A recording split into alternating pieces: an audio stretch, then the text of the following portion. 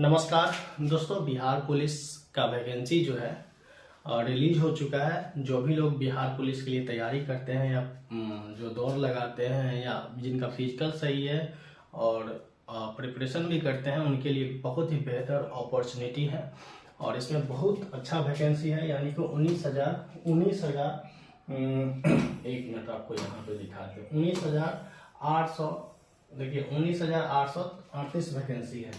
और इतना वैकेंसी बहुत ही जो है कम देखने को सुनने को मिलता है।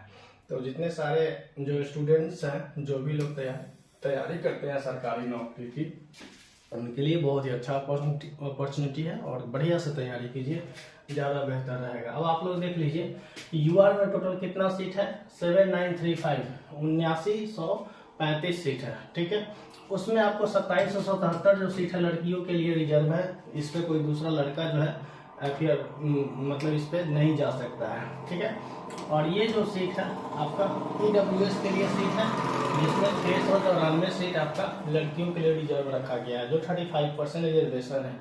अनुसूचित जाति एससी कैटेगरी के लिए 3174 सीट है, लड़कियों के लिए 1111 सीट है। अनुसूचित जनजाति एसटी के लिए जो 199 है, लड़कियों के लिए 70 सीट है। अत्यंत पिछड़ा वर्ग ईबीसी के लिए 3571 सीट है, जिसमें रिजर्व सीट आपका 1250 है लड़कियों के लिए। 2381 जो सीट है बीसी वर्ग के लिए है, लड़कियों के लिए 815 सीट है। और देखिए एक इसमें बिहार में एक आरक्षण होता है बीसी कैटेगरी की, जो महिलाएं होती हैं या लड़कियां होती हैं, उनके लिए अलग से 4% का। तो उसमें टोटल सीट लड़कियों के लिए जो है बीसी वर्ग की लड़की हैं, जिसमें 595 सीट इनमें है। कुल मिलाकर के टोटल जो सीट है ओवरऑल वो 19,838 है, जिसमें से लड़कियों के लिए जो आरक्षित सीट है वो 6717 सीट है। और दूसरा फ्रीडम फाइटर वालों के लिए जो आरक्षण है वो 397 सीट के लिए है। ठीक है, तो इतना सारा सीट है आपका 19,838 सीट है। और इसमें आप लोग जो बहुत बढ़िया से जो है मेहनत करके इस जॉब को जो है आप ले सकते हैं। बहुत अच्छा आपको जो है ये जॉब है। ठीक है, आगे इसमें जो है बात करते हैं। देखिए ये आपका जो वैकेंसी है ये आपको 18 तारीख से इसको फॉर्म भरा जाएगा, 18 मार्च से। ठीक, 18 मार्च से इस फॉर्म को आप भर सकते हैं। और दूसरा चीज आपको बता देते हैं कि इसमें सबसे पहले ये बता देते हैं कि हाइट कितना होना चाहिए अगर फॉर्म भरना है तो। ठीक है, तो देख लीजिए आप लोग, अगर जो जैसे गैर आरक्षित है, पिछड़ा वर्ग यानी कि यूआर, उसके बाद में बीसी के लड़के, ठीक है, उसके लिए जो हाइट है वो 165 सेंटीमीटर है। बीसी के लड़के हो गए और यूआर के जो लड़के हो गए, इनके लिए हाइट कितना है, 165 सेंटीमीटर। न्यूनतम सीना जो है वो कितना होना चाहिए, 81 सेंटीमीटर, और फुलाकर 5 सेंटीमीटर बढ़ा देना है, 86। अत्यंत पिछड़ा वर्ग यानी कि ईबीसी के लिए जो है पुरुष अभ्यर्थी के लिए 160 सेंटीमीटर इसका हाइट दिया गया है। अनुसूचित जाति अनुसूचित जनजाति पुरुषों के लिए भी 160 सेंटीमीटर है, यानी कि ईबीसी। ठीक है, ईबीसी एससी एसटी तीनों के लिए 160 सेंटीमीटर का आपको हाइट दिया गया है। और देखिए ईबीसी के लिए जो ये सीना है आपका ईबीसी के लिए 81 सेंटीमीटर है। ठीक है, और फुला करके आपको जो है 86 सेंटीमीटर है। न्यूनतम 81 है, ज्यादा से ज्यादा आप चाहे आपका जितना भी हो। चलिए आगे देखिए, लड़कियों के लिए यहाँ पे सीना का कोई जिक्र नहीं है। लड़का जो है एससी एसटी का उसका 79 सेंटीमीटर भी है तो ठीक है, चलेगा। और उसका जो फुला करके होना चाहिए 5 सेंटीमीटर बढ़ा करके, यानी कि 84 सेंटीमीटर का होना चाहिए, उतना चलेगा। ठीक है, फुलाने के बाद सीना की मापी कम से कम 5 सेंटीमीटर का अंतर होना अनिवार्य है। देखिए अगर मान लेते हैं कि आपका सीना अगर सपोज किसी का 85 है, ठीक है, तो वो 85 है तो फुलाने के बाद जो है 90 एटलीस्ट होना चाहिए। अगर 90 से कम है तो फिर दिक्कत होगा। ठीक, तो मतलब ये नहीं कि सीना 90 होना चाहिए, ये होना चाहिए कि आपका पहले से जितना ऑलरेडी है इस क्राइटेरिया में है उसमें 5 और ऐड करके आपको कम से कम 5 फुल आना है, नहीं तो फिर जो है प्रॉब्लम क्रिएट होगा। ठीक है, चलिए आगे। इसमें जो आपका है एज जो है, अब वो एज देख लीजिए। एज जो है सबसे पहले 18 वर्ष का आपका जो है एज होना चाहिए। ठीक है, न्यूनतम जो है 18 वर्ष होना चाहिए। अगर 18 वर्ष से कम है तो आप जो है इस फॉर्म को भर नहीं सकते हैं। ठीक है, और देखिए, और अधिकतम जो है 25 वर्ष है। ये 25 वर्ष किसके लिए है भाई? यूआर के लिए है। ठीक है, यूआर के लिए है। और गैर आरक्षित कोटि के उम्मीदवार के लिए 18 से 25 साल है। पिछड़ा वर्ग के लिए और पिछड़ा वर्ग कोटि एवं अत्यंत पिछड़ा वर्ग कोटि के पुरुषों के लिए अधिकतम 2 वर्षों का स्थिरीकरण, यानी न्यूनतम उम्र 18 वर्ष और अधिकतम 27 वर्ष। देखिए 2 वर्ष का छूट है किसको? ओबीसी के छात्र को। ओबीसी में ईबीसी भी और आपको बीसी कैटेगरी के भी छात्र को 2 वर्ष का यहाँ पे छूट दिया गया है। तो आपका उम्र अगर 27 साल भी है, ओबीसी के लड़के जो है यानी कि BC 1 के हों या BC 2 के, अगर वो 27 साल के हैं तो वो इस फॉर्म को फिल कर सकते हैं, कोई दिक्कत नहीं है। देखिए अब आगे देखिए, पिछड़ा वर्ग या अत्यंत पिछड़ा वर्ग कोटि के महिलाओं के लिए उसमें 3 साल का जो है छूट दिया गया है। ठीक है, पिछड़ा वर्ग एवं अत्यंत पिछड़ा वर्ग जो BC की महिलाएं हैं और EBC की महिलाएं हैं उनको 28 साल तक इस फॉर्म को आप भर सकते हैं, कहीं कोई प्रॉब्लम नहीं होगा। ठीक, आगे देखिए, ट्रांसजेंडर के लिए 5 वर्षों का छूट है। जो ट्रांसजेंडर है, ठीक है, यानी कि किन्नर जिसको बोलते हैं हिंदी में, वो आपको 5 साल का उसको छूट दिया गया है, यानी कि वो अधिकतम 30 वर्ष तक के उम्मीदवारों को फॉर्म भर सकते हैं। ठीक, चलिए अब आगे चलते हैं। एज के बारे में समझ गए। अब आगे है आपको आरक्षण। देखिए, और जो सर्टिफिकेट आपको जो है अभी ही तैयार कर लेना है वो EBC हो गया, या जो जैसे आप जो कैटेगरी के हैं, जैसे मान लेते हैं सपोज, 1 मिनट इस पे बात कर लेते हैं, उसके बाद आगे बढ़ेंगे। सबसे पहले आपको अभी क्या क्या कर लेना है। अगर सबसे पहले तो अगर आप OBC कैटेगरी के होंगे तो NCL जरूर जो है बनवा लीजिएगा। ठीक है, NCL बनवा लीजिएगा, और NCL बनवाने के लिए आपको जातीय आवासीय आय बनवाना होगा। और जो लड़के अगर होंगे क्या यूआर से EWS से होंगे तो वो अपना जो इनकम सर्टिफिकेट या उनका जो बनाते हैं EWS का सर्टिफिकेट, वो EWS का सर्टिफिकेट जरूर जो है बना लेंगे, तब जाकर के इस फॉर्म को फिल करेंगे। ठीक, उसके बाद जो है आप इस फॉर्म को फिल कीजिएगा। और देखिए वही है वही जो आपको बताएं, पिछड़ा वर्ग अत्यंत पिछड़ा वर्ग कोटि के अभ्यर्थियों को जाति प्रमाण पत्र एवं अस्थायी निवास प्रमाण पत्र के साथ क्रीमी लेयर रहित प्रमाण पत्र प्रस्तुत करना है। यानी कि आप जब डॉक्यूमेंट बनवाइएगा तो देखिए उसमें क्या है कि NCL जब आप बनवाइएगा तो उसके लिए पहले आपको बनवाना पड़ता है रेसिडेंशियल, यानी कि इसको निवास प्रमाण पत्र बोलते हैं। ठीक है, निवास प्रमाण पत्र या आवासीय प्रमाण पत्र, आवासीय। ठीक है, दोनों में से आप जो है, दोनों एक ही फॉर्म का नाम है, ये आप बनवा सकते हैं। एक जो है जाति प्रमाण पत्र, ठीक है, जाति आवासीय, तब आप आय जब बनवा लीजिएगा, आय प्रमाण पत्र, 3 प्रमाण पत्र बनाइएगा, उसके बाद ही आपका NCL बनता है। तो ये कोशिश जरूर करना है कि जल्दी से जल्दी ये सब बनवा करके फॉर्म को फिल करना है, यही सब उनका दिया हुआ है। और दूसरा एक चीज और है, आरक्षण का दावा करने के लिए विवाहित महिलाओं एवं जाति क्रीमी लेयर रहित प्रमाण पत्र उनके पिता के नाम एवं पता से निर्गत होने चाहिए, ना कि उनके पति के नाम से। देखिए भाई, दिक्कत यहाँ पे क्या होता है सो आप लोगों को बता देते हैं। होता क्या है कि कोई लड़कियां या महिलाएं होती है जो पहले से कोई कास्ट होती है और किसी और कास्ट में जाकर के जब उनका संबंध बनता है, शादी ब्याह होता है, विवाह होता है, तो फिर उनका जो कैटेगरी है वहाँ पे तो चेंज हो जाता है। तो इसलिए आप अपने पहले वाले यानी कि जो पिता का नाम का जो है उसी के नाम, पिता के नाम से ही आपको जो आय प्रमाण पत्र या जो भी एनसीएल बनवाना है वो, या निवास प्रमाण पत्र भी जो है पिता के ही नाम पे बनवाना है, ना कि आप पति के नाम से कुछ नहीं बनवा सकते हैं, फिर वहां पे जो है आपको प्रॉब्लम होगा। ठीक है, केवल पति के नाम से आप आवासीय बनवा सकते हैं, लेकिन आपका जब क्रीमी लेयर का बात आएगा, ठीक है, और उसके बाद में बात आएगा आपका जाति प्रमाण पत्र का, तो वहां पे पिता के नाम से होना चाहिए, ना कि पति के नाम से होना चाहिए। ये चीज आपको ध्यान रखना है। ठीक है, अब चलिए आगे सबका ये दिया हुआ है कोटि, जब आप फॉर्म भरिएगा तो ये कोड दिया हुआ है। एससी के लिए 2 है, एसटी के लिए 3 है, ईबीसी के लिए 4 है, बीसी के लिए 5 है, ईडब्ल्यूएस के लिए 7 है, वैसा वहां पे तो लिखा जाता है फॉर्म को।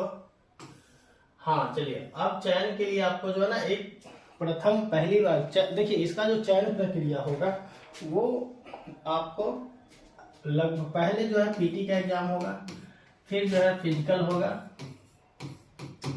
ठीक है, फिजिकल के बाद जो है जब मेरिट आएगा, मेरिट आने के बाद जो है डीवी होगा आपका, डीवी, उसके बाद आप डीवी के बाद जो है ना आपका सिलेक्शन का जो है प्रोसेस स्टार्ट होगा। ठीक है, तो अब देख लीजिए, जिला पुलिस बिहार विशेष रिक्तियों के लिए चयन प्रक्रिया एक साथ होगी। आवेदन अंकित करेंगे, नियुक्त चयन प्रक्रिया देखिए मेधा क्रम से जो है लिया जाएगा, यानी कि देखिए सीधा यहाँ है अभ्यर्थी आवेदन अपने प्राथमिकता अंकित करेंगे। नियुक्ति हेतु चयनित होने पर मेधा क्रम द्वारा दी गई प्राथमिकता पर पार्षद द्वारा विचार किया जाएगा। चयन प्रक्रिया में निम्न चरण, पहला देखिए पहला चरण है लिखित परीक्षा होगा। ठीक है, लिखित परीक्षा जो है आपको 100 नंबर का होगा, जिसमें 100 क्वेश्चन आएगा। ठीक है, 100 क्वेश्चन आना है और आपको 2 घंटा का टाइम दिया जाएगा।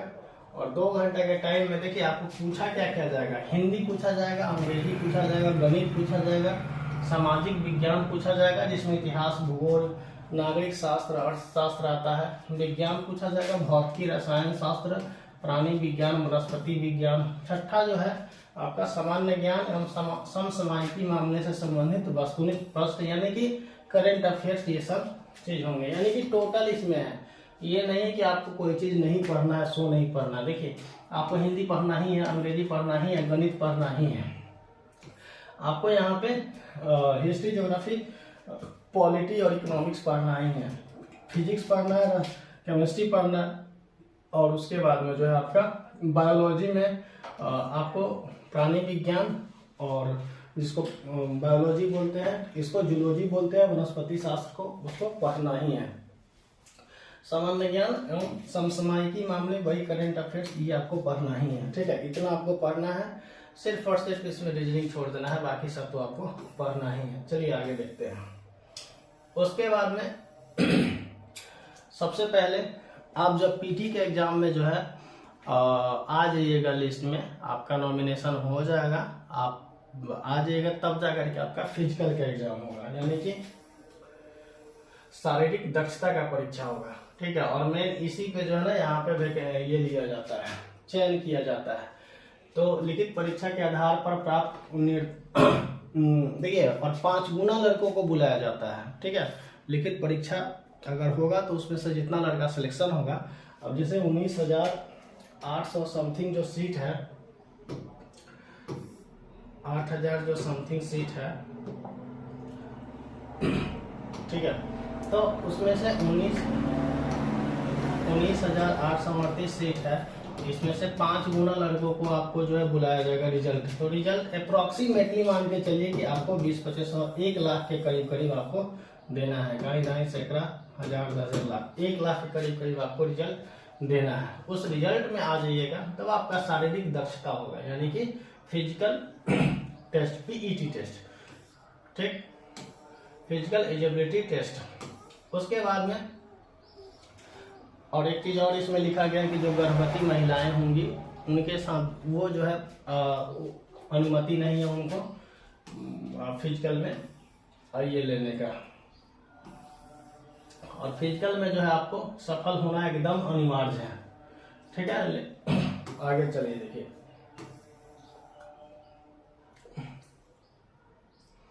शारीरिक दक्षता भी जो है आपको 100 नंबर का लिया जाएगा। कितना नंबर का लिया जाएगा? 100 नंबर का लिया जाएगा। कैसे कैसे लिया जाएगा 100 देख लीजिए। ठीक है, सबसे पहले जो है अगर आप दौड़ है, ठीक है, दौड़ कितना है? 1 मील बराबर होता है 1600 मीटर, यानी कि 1 किलोमीटर 600 मीटर। ठीक, तो इसको अगर आप 5 मिनट से कम में अगर दौड़ लेते हैं तो ये 50 अंक आपको मिलेगा।